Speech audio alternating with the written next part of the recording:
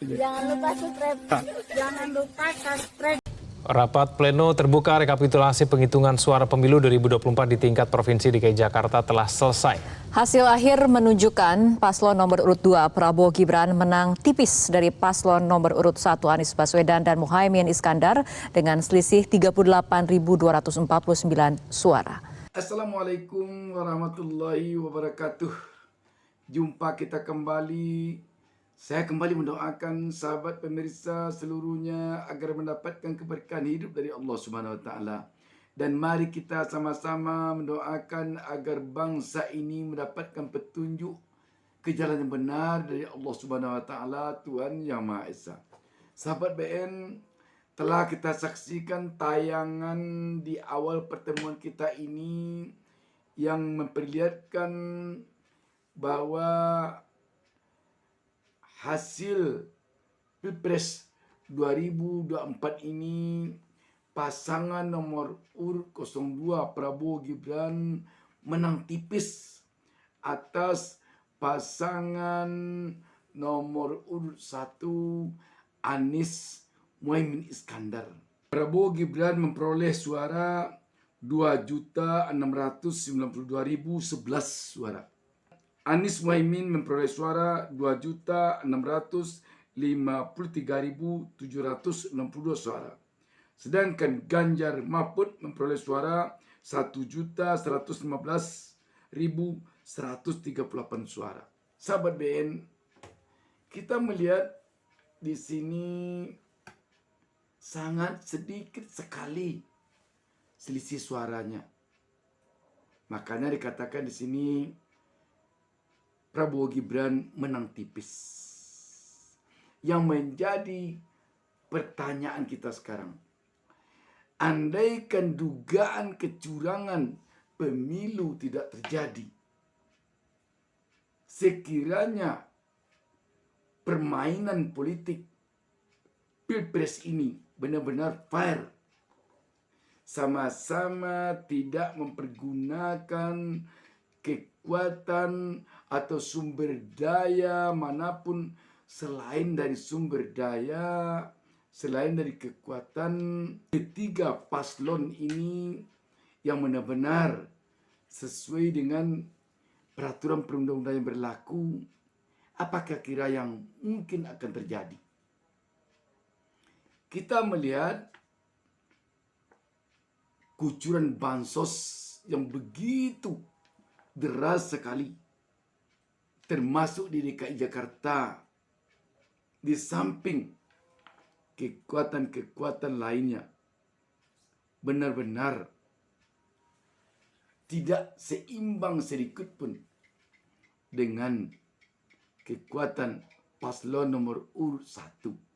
Dan kita melihat hasilnya, sudahlah demikian, tampak sekali perbedaan kekuatan yang tidak fair antara paslon nomor urut 2 dengan paslon nomor urut 1, termasuk juga paslon nomor 3. Hasil yang diperoleh oleh paslon nomor urut 1 sudah begini. Tentu dapat kita bayangkan jika sama-sama fair permainan ini, bagaimana kira-kira posisi paslon nomor 1 di DKI Jakarta ini.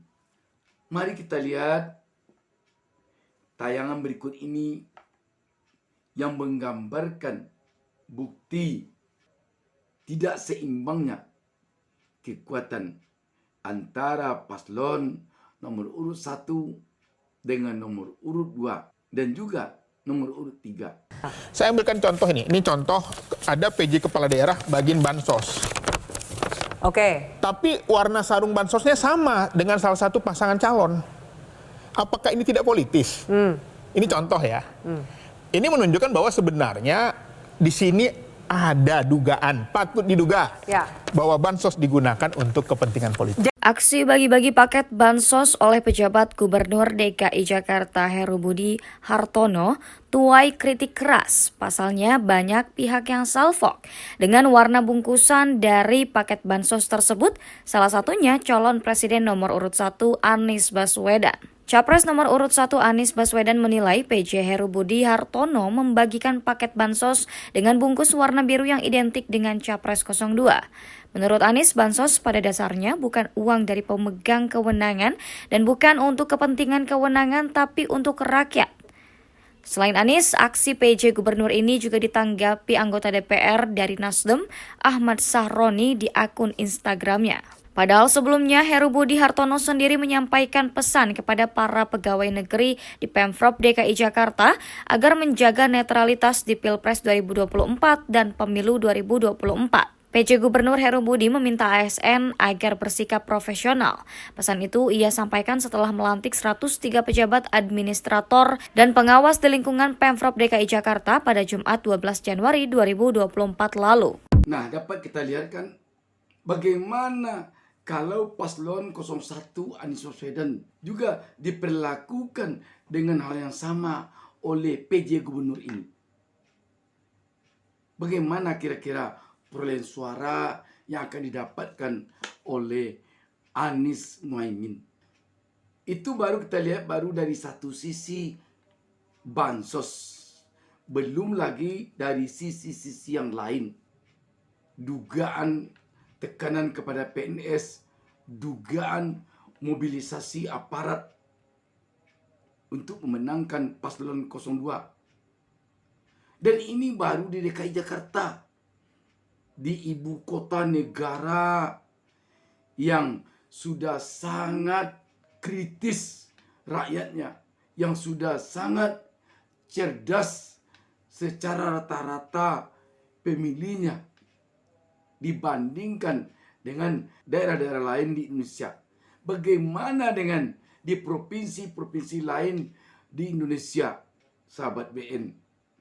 Makanya memang benar dugaan kecurangan pemilu itu tidak bisa hanya dilihat dari saat pencoblosan di TPS saja. Tidak bisa juga dilihat hanya dari penghitungan suara setelah pemungutan suara di TPS saja. Tetapi juga perlu ditarik ke belakang, dilihat semenjak jauh hari sebelum pencoblosan di bilik suara atau di TPS. Apa yang bisa dikategorikan sebagai dugaan kecurangan pemilu perlu dilihat jauh ke belakang. Karena itu, memang penggunaan hak angket sangat perlu untuk membongkar semua dugaan kecurangan pemilu.